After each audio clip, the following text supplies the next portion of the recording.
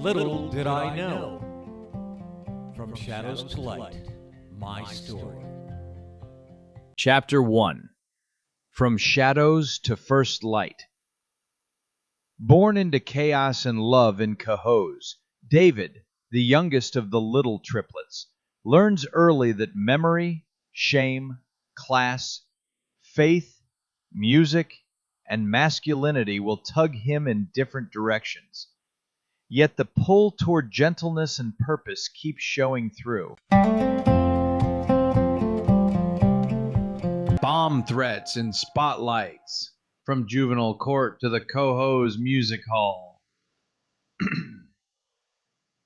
That year, I started drinking beer, not heavily, but just enough to blur the lines. Bobby would hand me one or two while we hung out at his place, usually sprawled out, watching HBO on a flickering TV.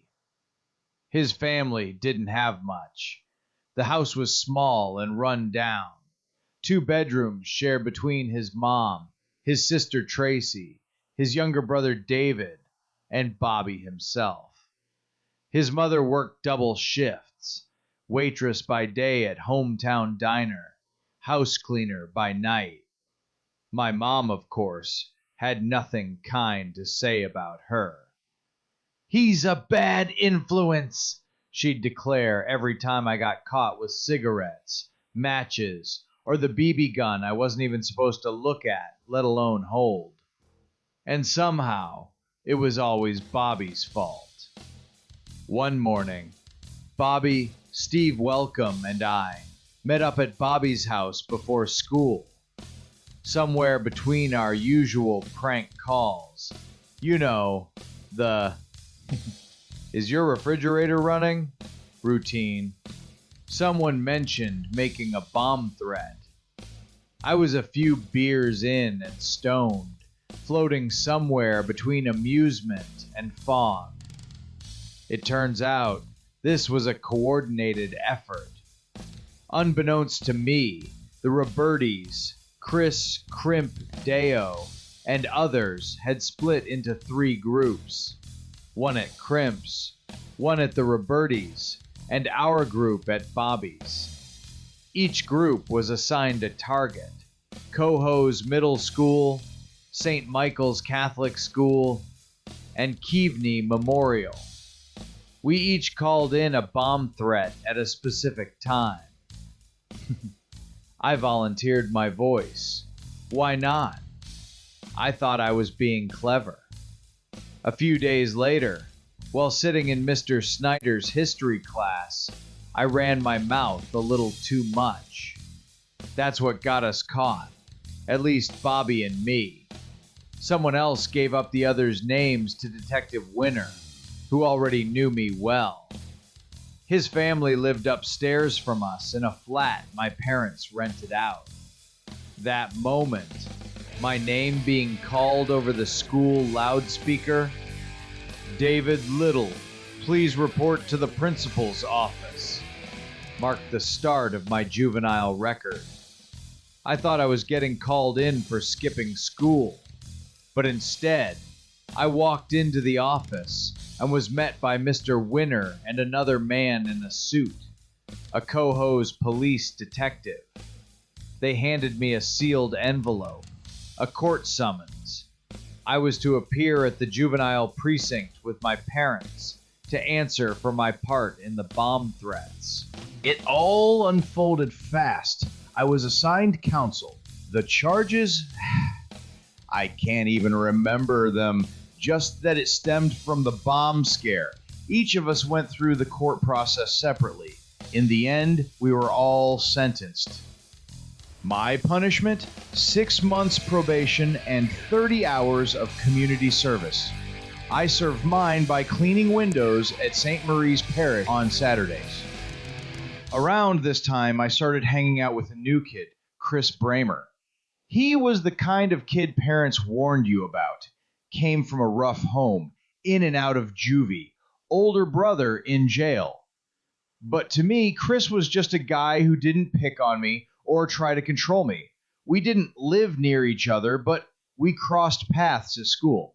I remember one day he told me about working in the cloakroom at the Cohoes Music Hall. Said he helped usher guests during shows and split the tips with the house manager, Ruth Vore. That's how he could afford cigarettes, he explained. Either someone older would buy them for him, or he'd use a vending machine at places like the Central Avenue fire station.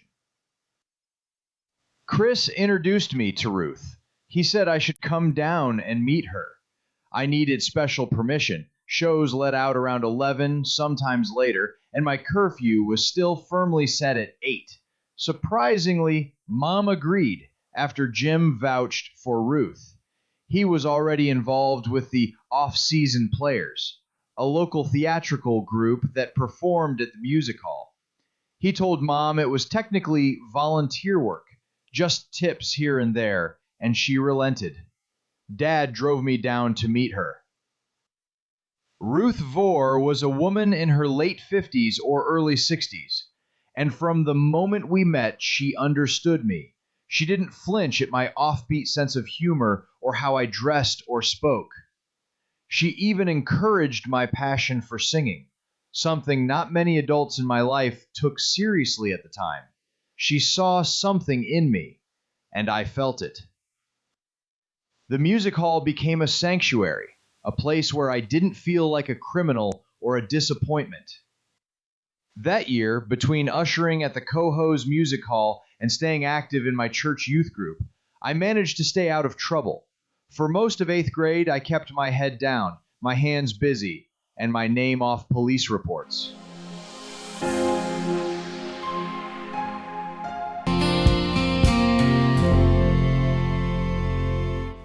Thank you for spending this time with me, the Pussycat Wizard. These moments we share, whether in shadows or in light, are threads in a much larger story, one I'm honored to tell with you beside me. As always, the journey continues. The next chapter subsection is waiting, and I'd be honored if you'd walk with me a little further down this road. Until then, keep the wonder alive, and I'll see you in the next episode of Little Did I Know.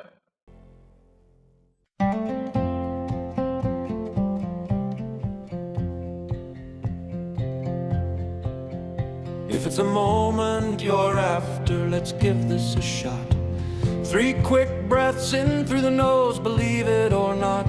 It will render you happy in the sunshine of the day. I love living in Bisbee and no, I am not gay. The flowers do smell so wonderful in spring. I sit on my porch, a throne for a king. My libido is for magic, man or woman it's not. So celibacy, I'm after magic mushrooms and pot. It's my life, I've chosen, like it or not. Bullfrogs and butterflies, Aunt Ruth, she had wrote. If music's like living, then I love every note. Bullfrogs and butterflies and plenty of pot.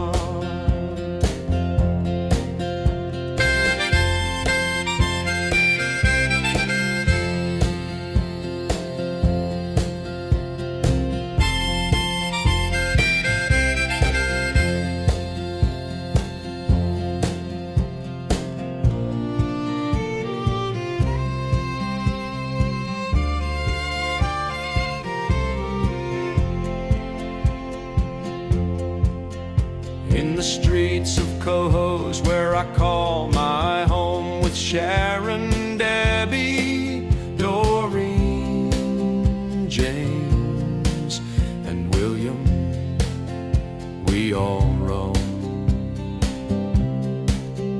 From the block to the park, we never walked alone. Through thick and thin, siblings forever, tightly sewn. Playing ball in the playground under the summer sun, running through the alleys, feeling free and young where the Hudson River flows.